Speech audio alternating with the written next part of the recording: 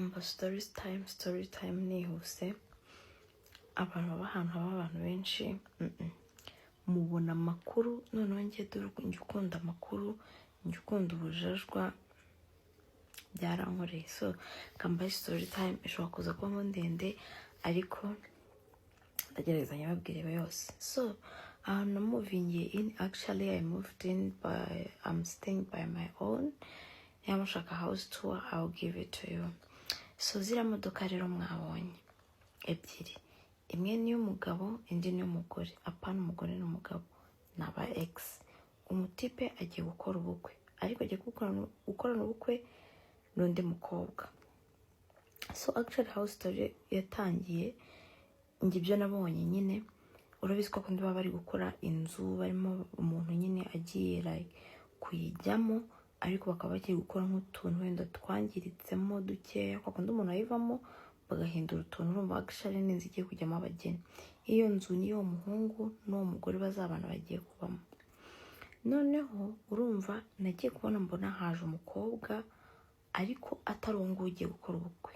Kumbi ni umu ex wa muhungu, ari we uri kumanaginga, niba babyita kumanaginga sinzi, uri gukontrolinga ibintu barimo barakora mu nzu, aho utuntu nyine bari kugenda bakosora intebe. Ko ahangaha aho ngewe ndi haba harimo ni amapartema abamo ibikoresho, usangamo ibikoresho. Kwa kundi intebe iba yarangiritseho wenda bari kuyikosora, like such a thing.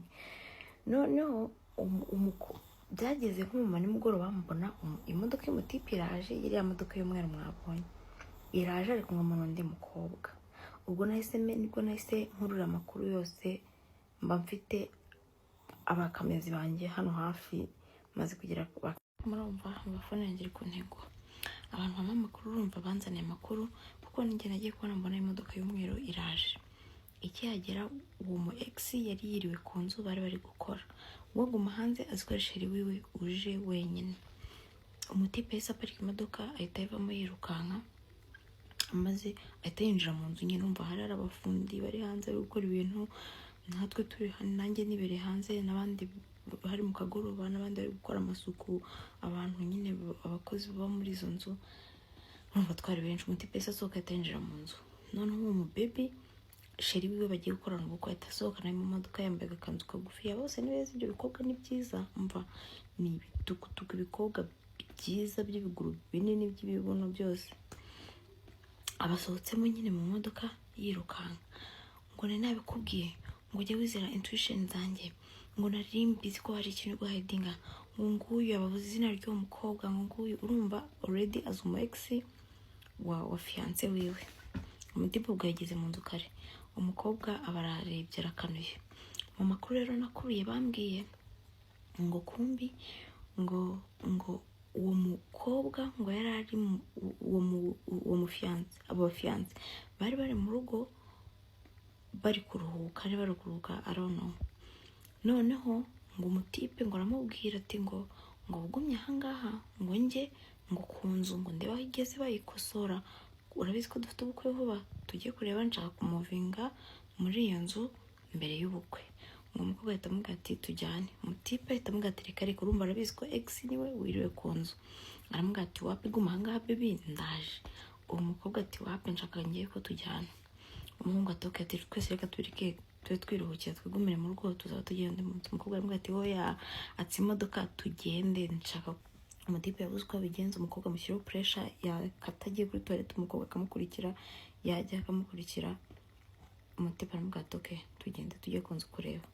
Ubwo bahise baza bakigera ngaho, umutipe yahise ingena n'indi hari hanze. Umutipe yahise yihuta direct mu nzu gutwara abantu benshi bari hanze. Umukobwa asohoka asakuza avuza induru, ngo nabivuze ngo bla bla bla ibintu byinshi.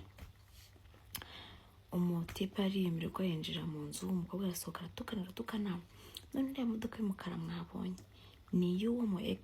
Uwo mu ex yahise abona ko ibintu byakaze biri big deal, ahita amanuka. Yahise yinjira mu nzu, umukobwa ashaka kwinjira agiye gutukana, sinzi ibanze yarafashe ku ntaki, umu baby sinzi icyari kimwinjire mu nzu.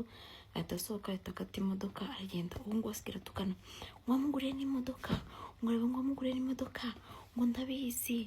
Umva ibintu byinshi, ngo ngiye ubukwe nabuhagarika, ibintu ngo byabereye umutima nta jambo na rimwe yavuze, yigumiye mu nzu. Uwo mu ex nta jambo na rimwe yavuze, ese yikatira imodoka arigendera. Umukobwa arisararanga umva ibintu babitira. Umuturanyi umwe nyine we hirya yaramvangiye ko nashaka gukomeza kwiyumvira amakuru, ahita aramuganiriza. Binjiye mu nzu, sinzi ko byaje kugenda nyine. Ubwo nagumye mu idirishya ntegereje ngo ndebe, mbona bafashe imodoka baragiye. And guess what, nagiye kubona mbona mu kanya none bifite n'aka makeup ndimo nifotoza. Nagiye kubona mbona baba ex babiri barahaje kuri ya nzu, baparitse amamodoka, binjiye mu nzu, bamaze umwanya munini buriya mbafotoye basohotse. Nabagogere ngo ndebe ko mbabona. Ngiye kumva natinze, naguswe kubona basohoka, numvisha imodoka zakamita nyine ndafotora. Ayo niyo makuru abaha ngaha. Ngiye kujya nirirwa mbazana drama hano, kuko gucitinga nabyo nyine bisaba imbaraga. Izi saa turi kuvugana bavuye ahangaha, nge iyi video nyifashe bavuye ahangaha 6:53 za nijoro. Ubwo nibwo bari basohotse mu nzu baragiye.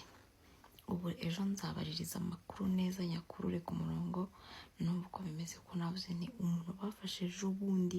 You guys, uyu munsi ni kwa kangahe? Uyu munsi ni kwa gatandatu, banza ari kwa gatatu nibwo ibyo bintu byabaye.